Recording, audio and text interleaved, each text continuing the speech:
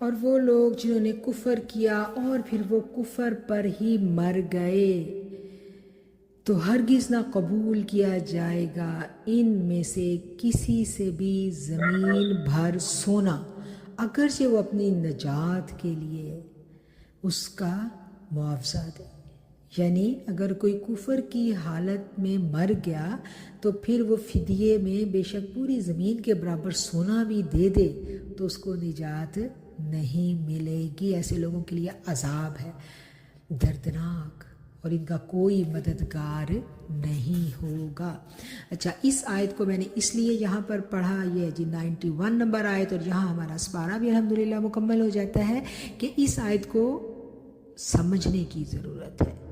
ہم اس آیت کو پڑھیں تو لمحے بھر کو ہمارے ذہنوں میں یہ خیال آتا ہے کہ جس نے کفر کیا وہ زمین بھر سونا صدقے میں کیسے دے گا؟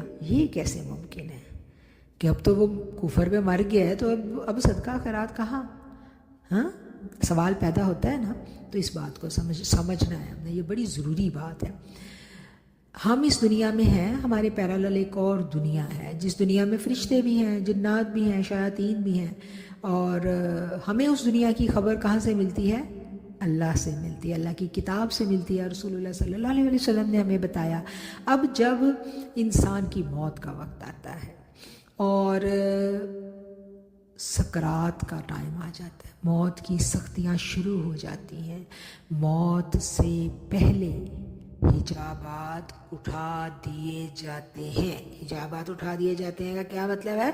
کہ ہمیں فرشتے ملک الموت نظر آنے لگتے ہیں مرنے سے پہلے۔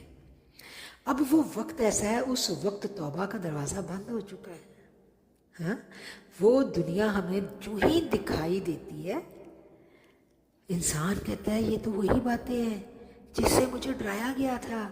او مائی گاڈ، میں نے کبھی یہ سنا تھا، میں نے کبھی قرآن میں یہ پڑھا تھا، مجھے کبھی کسی نے بتایا تھا، اب میں کیا کروں؟ اب اس کو پتہ ہے کہ یہ سچ ہے، اب اس کو یقین آ گیا، پہلے اس کو یقین نہیں تھا اور وہ کفر پر تھا۔ یعنی اگر ہم اپنی بات کرتے ہیں، ہمارے ارد گرد بھی ایسے لوگ موجود ہیں نا کہ جنہوں نے کلمہ پڑھا ہوا، زبانی کلامی مسلمان ہیں، لیکن ایمان اندر نہیں اترا ہوا، اس لیے وہ ہر وقت وسوسے میں پڑے ہوئے ہیں، بے راہ روی میں پڑے ہوئے ہیں۔ تو اس طرح کے حالات میں جب انسان پڑا ہوا ہے اور اس پہ بیماری، تکلیف، بہت مصیبت آ گئی، اور اسی مصیبت میں دیکھیں نا کتنا عرصہ لوگوں کی جانیں حلق میں اٹکی رہتی ہیں۔ ہاسپٹلوں میں جا کے دیکھیں کتنے لوگ اس پہ ویلنٹیئر پہ ڈالے ہوتے ہیں، وینٹیلیٹر پہ، کتنے لوگ وینٹیلیٹر پہ ڈلے ہوئے ہیں، کتنے لوگ گھروں میں بے بس اپاہج پڑے ہوئے ہیں۔ تو کیا ہے کہ یہ سب جب سکرات کا عمل شروع ہوتا ہے، یعنی موت، نزا کا عالم، کسی کا اتنا شارٹ ٹائم ہوتا ہے، لمحے بھر کا۔ اس کی مثال دی گئی ہے کہ جیسے آٹے کے اندر سے بال ہے نا، یوں نرمی سے اس کی روح نکالی جاتی ہے، اور ابھی ہم قرآن میں ہی پڑھیں گے کسی کی روح ایسے نکالی جاتی ہے کہ فرشتے مارتے ہیں اس کو، اس کی پیٹھ پہ مار رہے ہیں، اس کی چہروں پہ مار رہے ہیں، اور اس کی روح ایسے نکلتی ہے کہ حدیث کے الفاظ ہیں جیسے کانٹوں والی جھاڑی پہ کپڑا ڈالیں اور اس کو کھینچیں۔ تو مجھے بتائیں نا کتنا ٹائم لگے گا؟ کانٹوں والی جھاڑی پہ کپڑا ڈال کے کھینچ کے تو دیکھیں کس طرح ٹائم لگتا ہے۔ تو کتنے لوگ پھنسے ہوتے ہیں، پھر جب وہ پھنسے ہوئے ہیں تو پھر اب ان کے حجابات بھی اٹھ گئے ہیں، سکرات کا عالم شروع ہو چکا ہے، تو پھر ان کے پاس مال بھی پڑا ہے، تو وہ وصیت کرتے ہیں چلو صدقہ خیرات کرو، چلو میرا یہ تمام مال، میرا زیور، میری زمینیں، میری دولتیں اللہ کی راہ میں صدقہ خیرات کر دو، میری جان بچ جائے، میری جان بچ جائے۔ پھر نہیں بچنی، پھر نہیں بچنی جان، پھر نہیں بچنی۔ اللہ اکبر کبیرہ۔ اور پھر کیا ہوتا ہے؟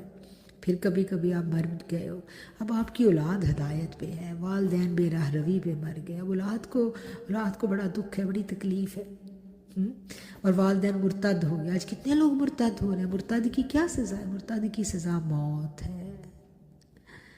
دین اسلام کو قبول کر لینے کے بعد جو پھر جاتا ہے اس کی سزا موت ہے۔ جس کے پاس ایمان نہیں ہے اس کے لیے اللہ نے اجازت نہیں دی کہ اس کے لیے آپ دعائے مغفرت کریں۔ تو بس یہ بڑی خوفناک باتیں ہیں، جب سمجھ میں آتی ہیں تو ہم لرز اٹھتے ہیں۔ آخر الدعوانا ان الحمد للہ رب العالمین۔